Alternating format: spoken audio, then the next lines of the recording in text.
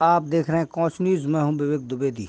अनोखी परंपरा, टेसू बेटा यहीं खड़े की आवाज़ होने लगी विलुप्त। पढ़ी लिखी लड़कियां बचा रही बुंदेली परंपरा। कुंवारी कन्याएं पूछती हैं राक्षस के पैर।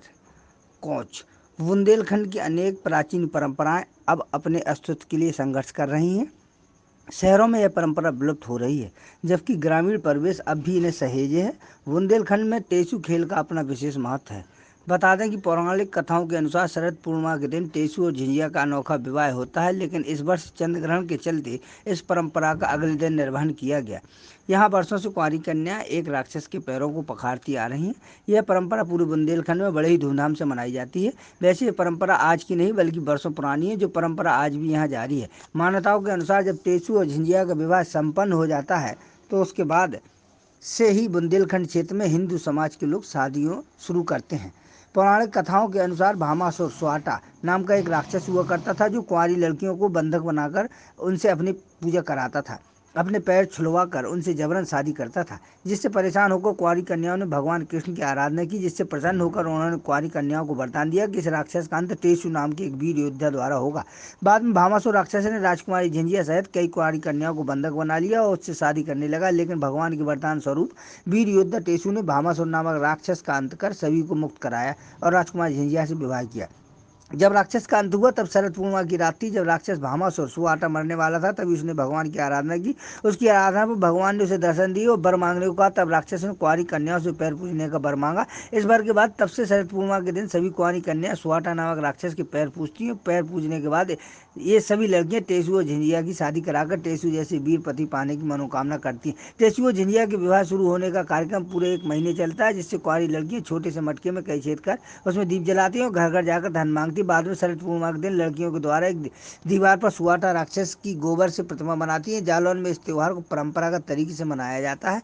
इस कार्यक्रम में गली मोहल्ले के सभी लोग बढ़ चढ़कर भाग लेते हैं। महिलाएं झिंझियों की शादी पर मंगल गीत गाती हैं और झिंझिया को सिर पर रखकर नाचती गाती हैं। बाद में कुंवारी लड़कियों के द्वारा राक्षस की पूजा की जाती है। इसी प्रकार लड़कों के द्वारा भी लकड़ी और कागज के टेसू का पुतला बनाया जाता है, जिसे वह घर घर जाकर चंदा मांगते हैं और शरद पूर्णिमा के दिन बारात लेकर वह झिंझिया के घर पहुंचते हैं, जहाँ पर धूमधाम से टेसू झिंझिया का विवाह संपन्न कराया जाता है। पूरा विवाह परंपरागत तरीके से संपन्न कराया जाता है, जिसमें बारात व जनाती पक्ष की भोजन भी कराया जाता है। इसके बाद लड़कों द्वारा जमकर आतिशबाजी की जाती है।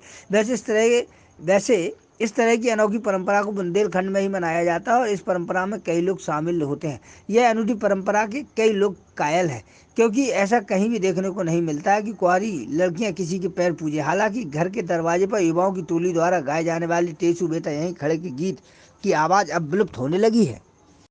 की शादी की जाती है। एक ये राक्षस है जो कन्याओं को कैद किया था और ये टेसू ने इसे छुड़ाया था, जिससे ये झिंझिया से शादी करवाई थी इसकी और इसके पैर पूजे थे। तो आप मतलब राक्षस के पैर पूजते हैं? हाँ। तो इसकी बारात निकाली थी इसकी बारात निकाली थी। उसके बाद इसके पैर पूजे जाते हैं।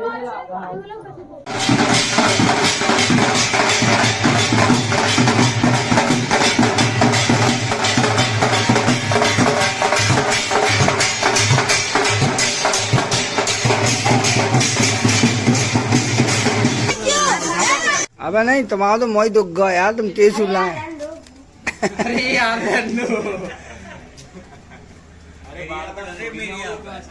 एक बार गाना सुनाओ।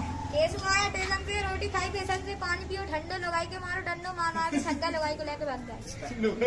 एक मिनट, टेसू ने लगाई को लेके भागो रे।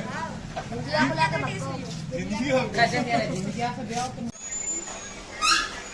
एक बार कोई झिंझिया मांगती गाना गाओ।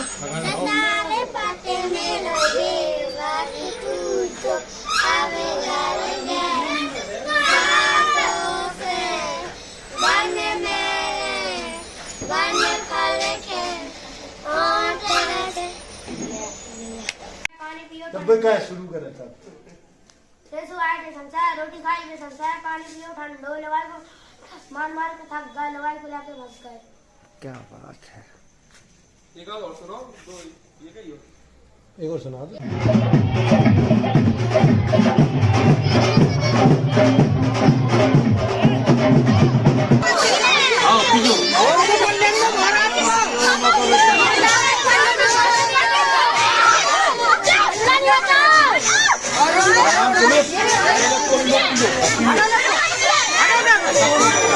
हो गया